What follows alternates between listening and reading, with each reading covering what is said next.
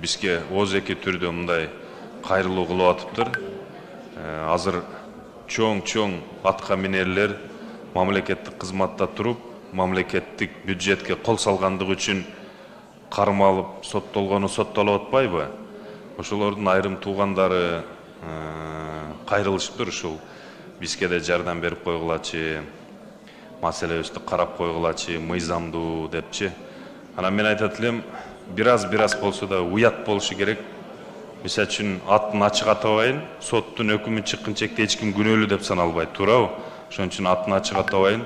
Жакында эле бир ошо кармалган министрлердин, чоң кызматта жүргөндөрдүн Бишкекте 100 квартирасы бар экен. Эл оозунда айтып жүрөт да. Эми мамлекеттик кызматты иштеп туруп, ошол 100 квартираны кайдан алды? Ошон үчүн мыйзам чегинде жоопкерчиликке тартылышын тескерисинче талап кылат элем.